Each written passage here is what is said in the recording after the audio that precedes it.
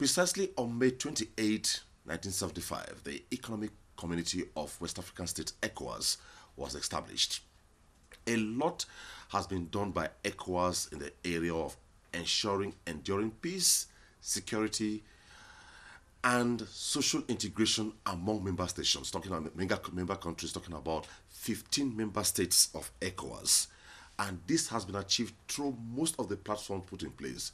One of the major platforms put in place by Ecowas is the Ecowas Parliament. On diplomatic ties today, we're looking at the Ecowas Parliament. They have done a lot to ensure that the vision and the long-term objective of Ecowas is achieved.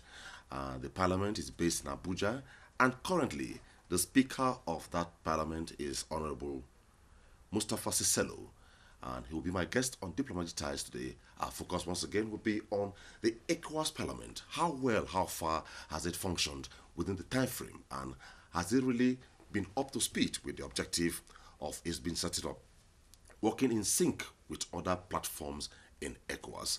Just after this time out, stay with us.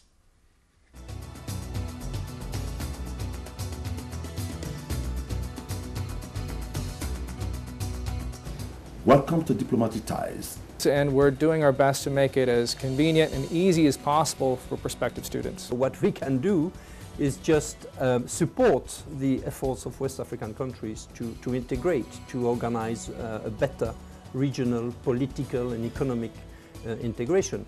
Welcome to the program. Thank you. Diplomatic Ties, building friendship and enhancing oneness among nations. Watch Diplomatic Ties on NTA International.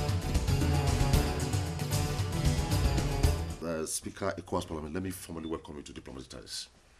Sava. Okay. You came on board precisely in February 2016 as Speaker of Ecowas Parliament. Thank you very much for coming to interview me. And I can also tell you that I'm grateful for your interest in issues that concerns the ECOWAS community.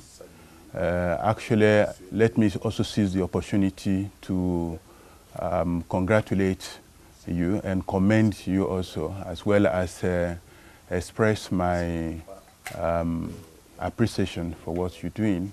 I want to also wish the entire Muslim community a holy and happy Ramadan festival, because as we are in the period of Ramadan, I want to seize the opportunity to congratulate the entire Muslim community in the ECOWAS region on this occasion. Okay, since your assumption of office as Speaker, we have noticed a lot has taken place in ECOWAS Parliament, mostly outside Abuja, and we wonder why it is so.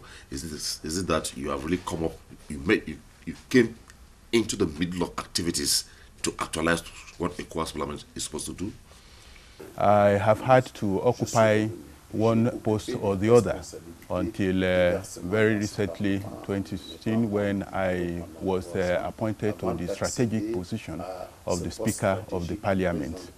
Of course, this has enabled me to be well abreast of all the nitty-gritties and the functions, as well as the mandate that was given to the Parliament by the authority of heads of states and government.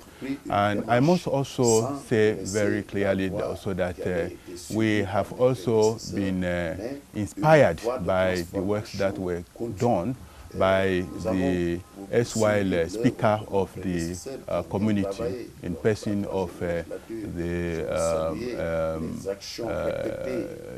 Deputy Senate President of Nigeria, Ike Ekweremadu, and who was the Speaker of the Parliament. He has also worked very tirelessly to lay some good foundations, and also we have just come in to build on what he has done, and again, given the experience that I've been able to accumulate, I've been able to assimilate most of the inspirations and my aspirations and most of the very purposes for which the Parliament was established by the authority of heads of states and government. We've been working on that, and that is what has made us to be able to be on the very pace at which we are operating. And I want to tell you that we still have a lot of things, because we have just achieved half of the mandate that was given to us, and we are half of the term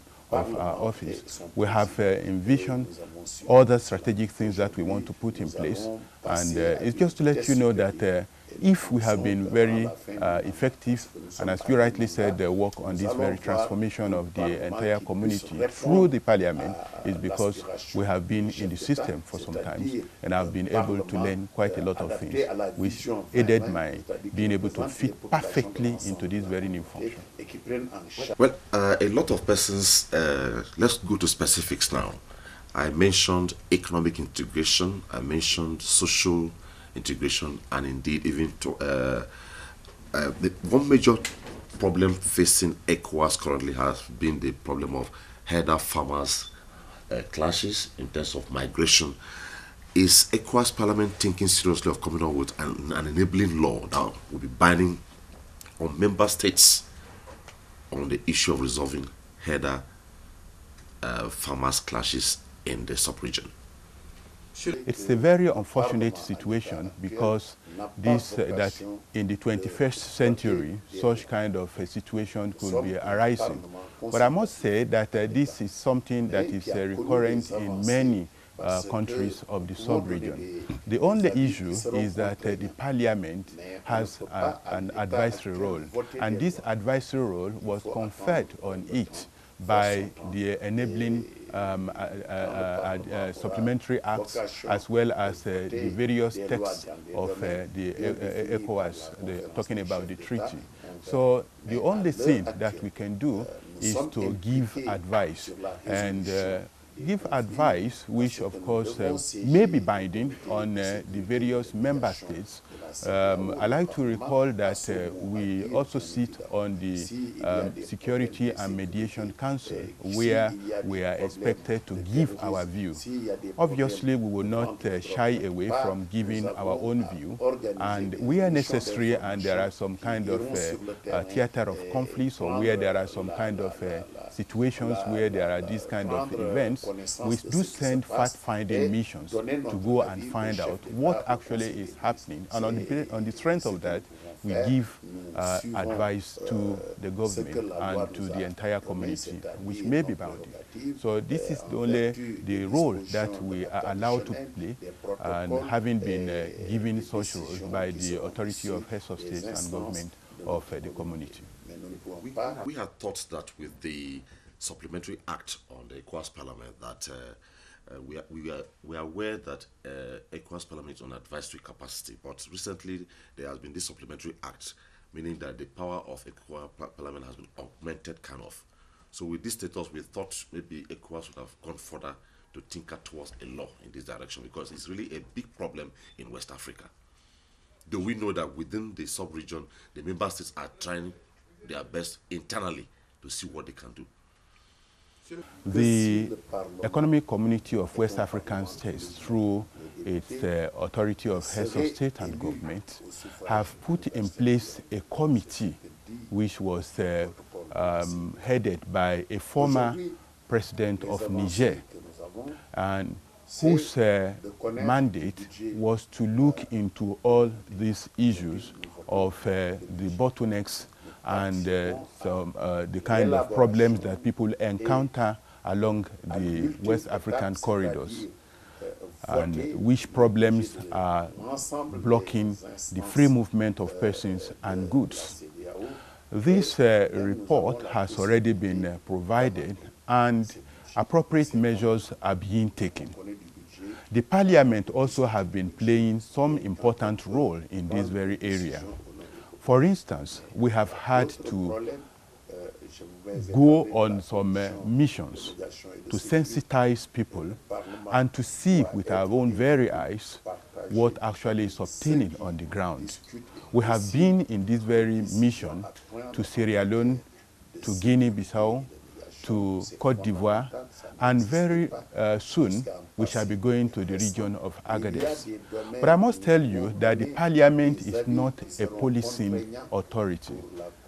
All that we try to do is to make sure that we play our role, that is to speak for the people, and to make sure that people are not harassed here and there because of, because of their movement. We went on break, we went on generic matters. Let's go to economic now. And economic here means there have been a protocol within Ecowas talking about the free movement of persons and goods.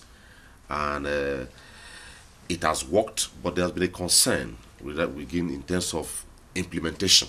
Mostly the security aspect of it. We hear cases where maybe immigration, customs, extorting monies from members who go around to trade within Ecowas region. Are there possible thinking by the parliament maybe to come up with an advisory or a law to sanction such activities by the security agencies? The parliament can only hear its view or make a law on areas that were allowed by the authority of heads of state and government. And coming back to the issue of the Supplementary Act and the likelihood of additional prerogatives and powers given to the parliament, I would say that there are some certain things that the parliament currently is involved in. And for instance, the parliament participates actively in the preparation, in the defense, and in also all other things that really work for the budgets of the community. And as I also said, that the parliament also sits in the commission on security and on mediation.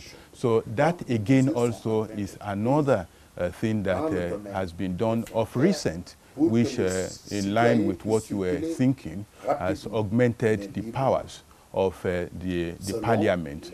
But I'd like to say that the parliament is not elected on adult universal suffrage, and therefore conferring on it some legislative powers, as is typical of the country or the member state parliaments. So our role is just advisory. The program once again is Diplomatic Ties, and our focus today is on the Ecowas Parliament, one of the big organs that the economic community of West African state Ecowas is using to ensure economic integration and social cohesion among the 50 member nations. My guest once again is the Speaker of Ecowas Parliament, Honorable Mustafa Sisilo. We continue the program after this time out. Stay with us.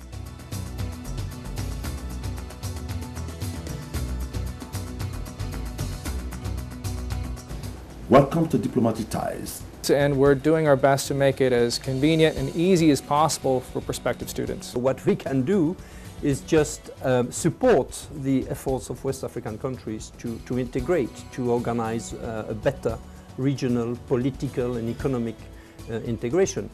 Welcome to the program. Thank you. Diplomatic Ties, building friendship and enhancing oneness among nations. Watch Diplomatic Ties on NTA International. Before we went on break, we went on generic matters. Let's go to economic now. And economic here means there have been a protocol within Ecowas talking about the free movement of persons and goods. And it has worked, but there has been a concern with that begin in terms of implementation. Mostly the security aspect of it. We hear cases where maybe immigration, customs, extorting monies from members who go around to trade within Ecowas region. Are there possible thinking by the parliament maybe to come up with an advisory or a law to sanction such activities by the security agencies? The parliament traditionally has the role of being a watchdog and also of informing people.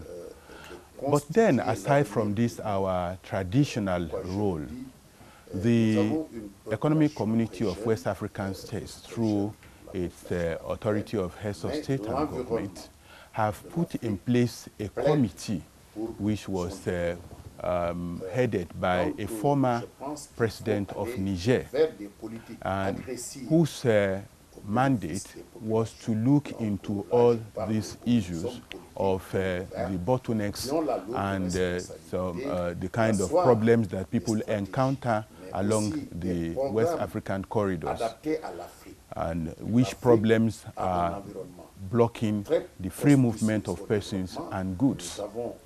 This report has already been provided, and appropriate measures are being taken. The Parliament also have been playing some important role in this very area. For instance, we have had to go on some missions to sensitize people and to see with our own very eyes what actually is obtaining on the ground. We have been in this very mission to Sierra Leone, to Guinea-Bissau, to Cote d'Ivoire, and very soon we shall be going to the region of Agadez. But I must tell you that the Parliament is not a policing authority. All that we try to do is to make sure that we play our role, that is to speak for the people, and to make sure that people are not harassed here and there because of, because of their movements from one part of the community to another.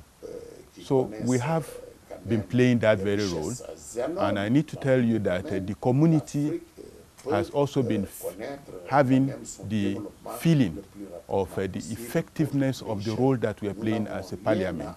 So all I want to say is that the parliament is well informed about this very situation, and we have been doing our best to make sure that the situation is put under control, and we will continue to work in that very manner to make sure that the interests of the people who we represent is duly protected, and that nobody is harassed while he is trying to conduct his activity within the community. Ecowas Parliament represents the entire West African sub-region, and as Speaker of Ecowas Parliament, he is the father from that perspective in West Africa. Now, to the youths of West Africa, tied to Agenda 2063 of the African Union, which is in sync with the Sustainable Development Goals, talking about the fact that everybody should be involved, with the emphasis that the African youth should be given a bigger space in public governance, politics, name it, startups. So what advice does the Speaker have for West African youths to key into Agenda 2063 of the African Union? What is needed is that we need to have well-enlightened leadership that will really formulate policies and will also provide orientation which will enable the youth and their energy to be harnessed. We are blessed with underground riches. We are blessed with water that flows here and there, with wind and everything that we need for the development. Actually, the youth have a lot to do in area of agriculture, in area of cattle rearing, also other activities where we really need to harness the strength and the energies of the youth. We don't have anything that we should be envying other countries or other continents for. Like, for instance, in China or in Malaysia, our youth are very vibrant. They are very resourceful. And all that is needed is encouragement by our leaders. And this through appropriate policies, appropriate encouragement, and facilities put in place. With that, Africa will be able to meet up with the Agenda 2063 that you have talked about, and we will be doing marvelously. But all that needs to be done is to harness the strength and the energies of the youth, who needs appropriate and enlightened leadership. President Muhammadu Buhari has been appointed as the ambassador of anti-corruption in Africa. and he has carried on this fight so well. In your position as the Speaker of Ecowas Parliament, as a leader in Ecowas, how well can Ecowas countries support him to carry on this fight as the ambassador of anti-corruption in Africa? Yes, the community has appropriate laws and protocols that actually are supportive of the fight against corruption.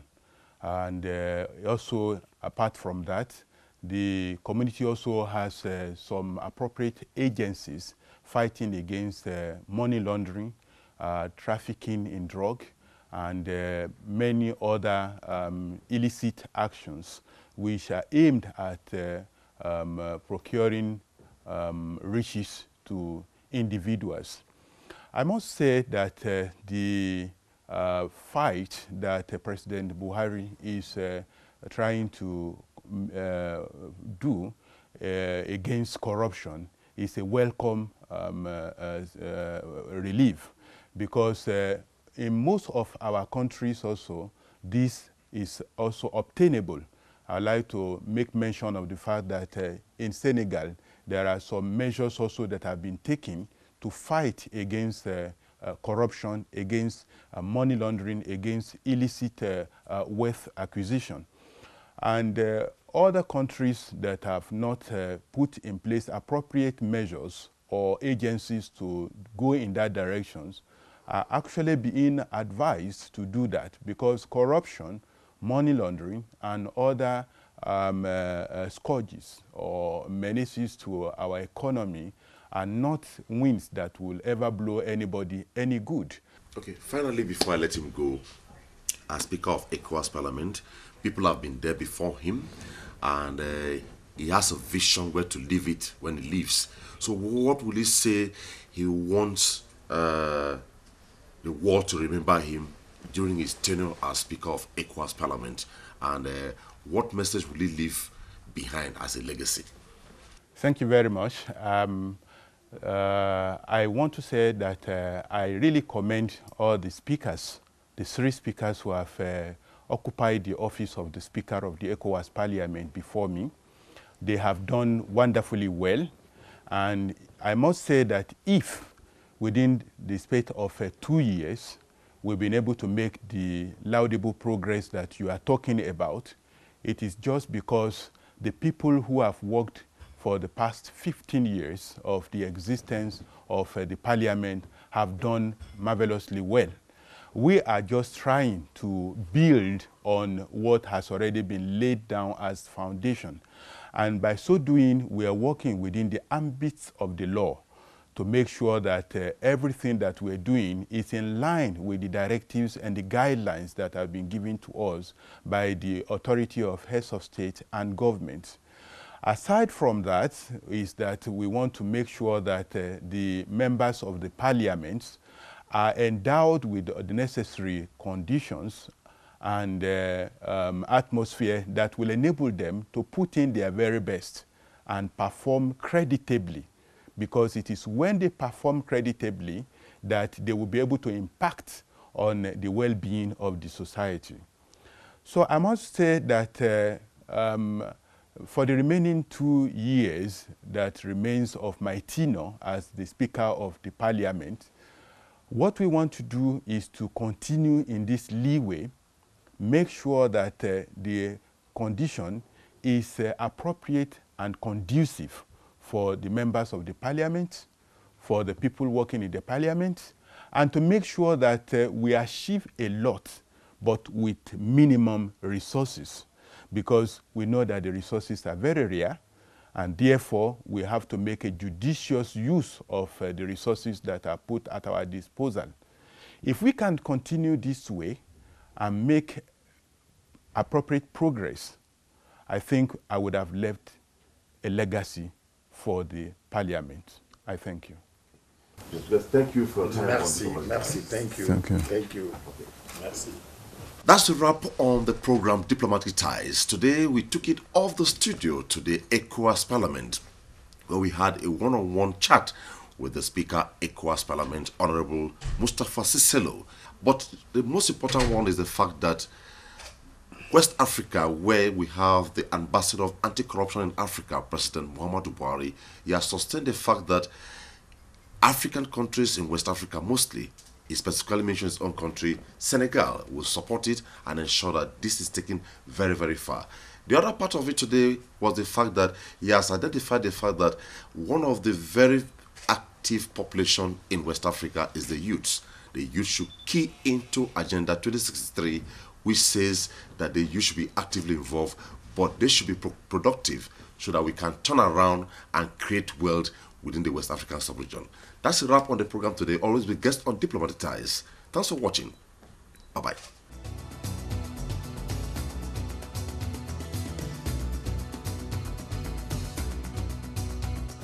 Welcome to Diplomatic Ties. And we're doing our best to make it as convenient and easy as possible for prospective students. What we can do is just support the efforts of West African countries to integrate, to organize a better regional, political and economic integration. Welcome to the program. Thank you. Diplomatic Ties, building friendship and enhancing oneness among nations. Watch Diplomatic Ties on NTA International.